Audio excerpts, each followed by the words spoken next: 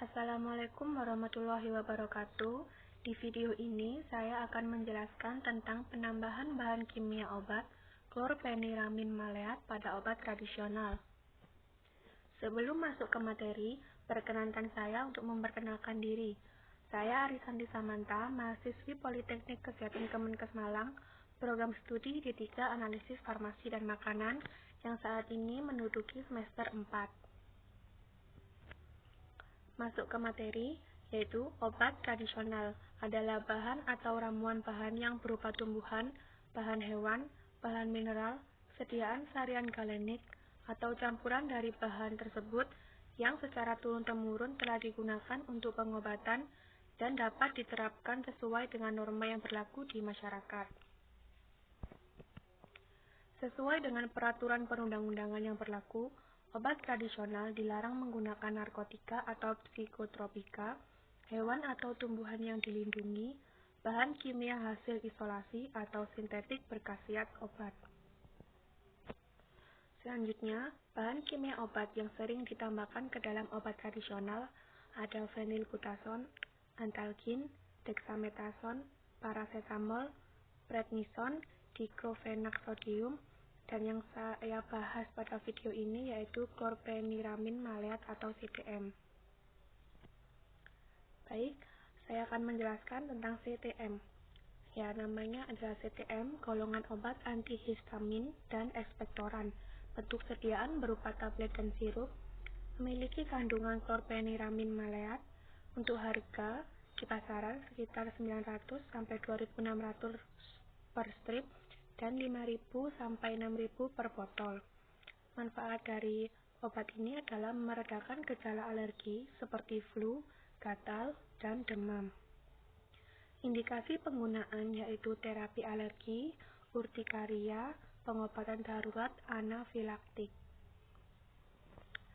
Dan kontradiksinya adalah bayi, anak di bawah 2 tahun, asma akut, porfiria. Dosis CTM adalah 1/4 sampai 1 tablet sebanyak 3 sampai 4 kali sehari, tergantung usia. Cara pakai yaitu oral, yang merupakan memasukkan obat ke dalam mulut. Untuk efek sampingnya adalah mengantuk, efek antimuskarinik, hipotensi, dan yang lainnya. Selanjutnya, bentuk sediaan CTM. Obat CTM yang ada di pasaran telah tersedia dalam 2 bentuk sediaan, yaitu tablet dan sirup. Kedua sediaan tersebut digunakan secara oral. Setiap 1 tablet mengandung kekuatan dosis sebanyak 4 mg bahan aktif. Namun untuk sediaan sirup yaitu 5 ml sirup CTM adalah 2 mg bahan aktif. Obat CTM sebaiknya disimpan dalam tempat yang kering dan terlindung dari paparan sinar matahari. Ya, berikut adalah contoh gambar dari obat CTM yang beredar di pasaran. Selanjutnya, mengapa CTM sering ditambahkan pada jamu? Yaitu karena manfaat utama CTM adalah bisa meredakan dan mengobati beberapa gejala alergi, seperti pilek, bersin-bersin, mata berair, flu, demam, gatal-gatal. Tak sampai di situ, manfaat obat CTM juga bisa untuk memberikan pengobatan darurat pada orang yang mengalami reaksi anafilaktik. Namun, ini harus diingat bahwa CTM tidak bisa untuk mengobati penyebab alergi atau mempercepat pemulihan. Jadi harus hati-hati ya. Selanjutnya, efek samping CTM. Jika digunakan pada orang yang alergi terhadap CTM, maka efek samping berupa reaksi alergi, seperti sakit kepala, sakit perut, mual muntah, ruam, gatal, dan sesak nafas. Jadi harus berhati-hati jika ingin menggunakan CTM. Apabila jika membawa kendaraan sendiri atau bekerja di alat berat. Terdapat juga efek samping CTM yang lain seperti sedasi, tekanan darah rendah, otot menjadi lemah, sakit kepala, tinnitus, kelainan darah, dan lain sebagainya. Ya, berikut ada animasi gambaran apabila alergi terhadap CTM. Selanjutnya, untuk menguji adanya kandungan CTM dalam obat tradisional, Ada uji kualitatif. Yang pertama, uji organoleptis dengan pengamatan bentuk, warna, bau, dan rasa.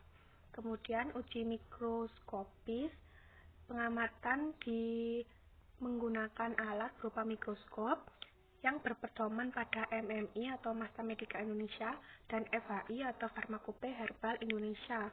Kemudian yaitu uji KLT dengan menonjolkan sampel dan bahan baku pembanding pada lempeng silika, kemudian dimasukkan pada bejana kromatografi yang berisi eluen, kemudian diamati titik noda pada sinar UV gelombang pendek. Selanjutnya, untuk uji kuantitatif yaitu penentuan kadar CTM. Apabila sudah diketahui adanya CTM pada obat, untuk uji kuantitatifnya yaitu penentuan kadar CTM-nya, yaitu dengan cara pembuatan larutan baku CTM dengan cara melarutkan 10 mg pembanding CTM dalam 10 metanol, kemudian diencerkan dengan cara dipipet 2,5 ml dalam 5 ml metanol. Kemudian pembuatan larutan sampel jamu hasil maserasi. Jadi sampel jamu tersebut sudah melalui proses maserasi, kemudian ditimbang 10 mg dan dilarutkan dalam 10 ml etanol dan dipipet 1 ml dalam 10 ml etanol untuk pengenceran. Kemudian penentuan kadar CTM-nya yaitu hampir sama dengan uji kualitatif sebelumnya, yaitu menggunakan kromatografi lapis tipis. Yang membedakan adalah penggunaan alat KLT densitometri pada panjang gelombang 254 nanometer. Kemudian di sini saya mengambil kasus obat tradisional yang mengandung CTM. Ada di Kota Semarang, yaitu Balai Besar Pengawas Obat dan Makanan atau BPOM.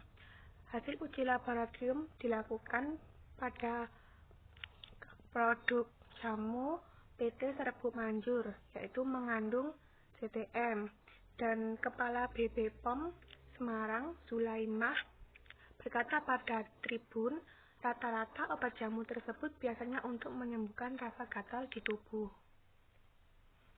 Untuk contoh yang kedua yaitu di Bengkulu, ini ada razia, yaitu menurut Kepala Seksi Sertifikasi dan Layanan Informasi Konsumsi BPOM tentang obat tradisional mengandung bahan kimia obat.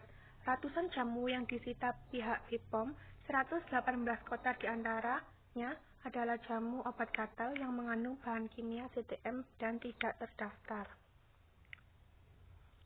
Sekian pemaparan materi dari saya. Apabila ada kurangnya saya mohon maaf. Apabila terdapat salah kata atau salah pengucapan saya mohon maaf. Terima kasih, semoga bermanfaat. Wassalamualaikum warahmatullahi wabarakatuh.